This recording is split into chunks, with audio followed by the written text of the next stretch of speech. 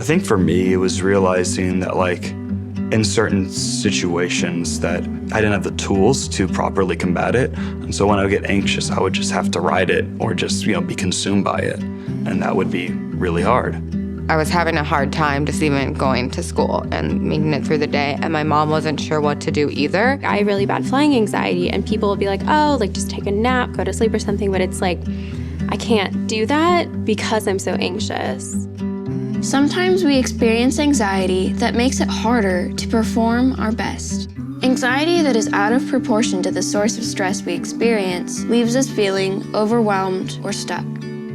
When these feelings become more than we can handle on our own, it's okay to seek professional help.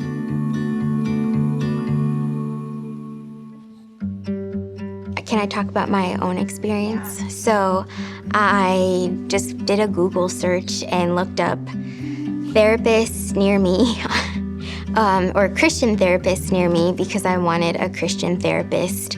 But then also I contacted a friend whose church had a directory of resources in the area, and it happened that the Google search was also one of the resources that the church offered. So that's how I found therapy. A couple of years ago, there was this really big stigma of Black women specifically going to therapy. We were painted as this picture of, no, you are the superhero, you're the strong woman, you don't need this, you can do this. I had a really crazy moment happen, and I'd called my mom, and I was crying my eyes out, and I was like, Mom, I think I need to go to therapy. And she was like, great. Without me even knowing, my mom, early in my childhood, actually went to therapy. For me, I asked a family friend who was a therapist, who was connected with the network, and she had a contact, and so I ended up making an appointment with that guy, and I really liked him. So my very first experience of therapy I didn't like, because it felt very it felt a little stuffy and I didn't feel comfortable. I got lucky and I stuck with the first person I was given. I remember the first couple sessions being let's get to know you. Therapy, in a lot of ways, is about giving you tools. At first, I was very, very nervous. We had a consultation. I was like, oh my gosh, what do I need to wear? What do I have to say? What questions do I need to bring in? But immediately when I got into the room, I felt like this just weight dropped off of me. I felt relieved.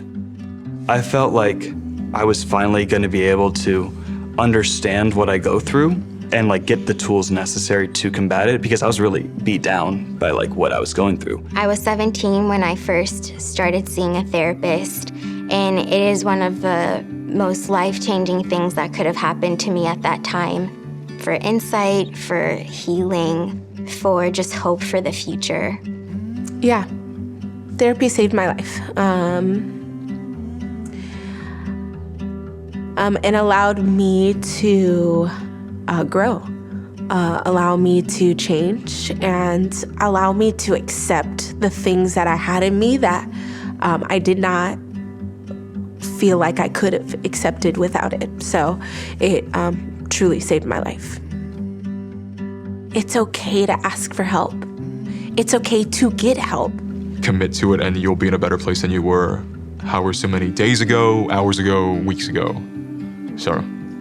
I had such a hard time in middle school and in high school. I had so much anxiety, and from going to therapy, it changed my life, and I now live a life I never knew was possible for myself. I'm so grateful for that, and I want everyone to know that that's possible for them. And you're not alone, and you're never alone, and there's always someone that you can talk to. Always, always.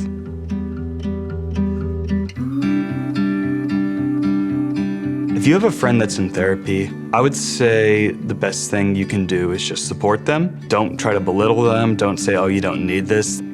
Say you're doing the right thing, or you're doing something that's gonna really help you. That goes a long way. I had a lot of friends who wanted to, get in there with me, which was great at certain moments of that time. Give them space if they need space.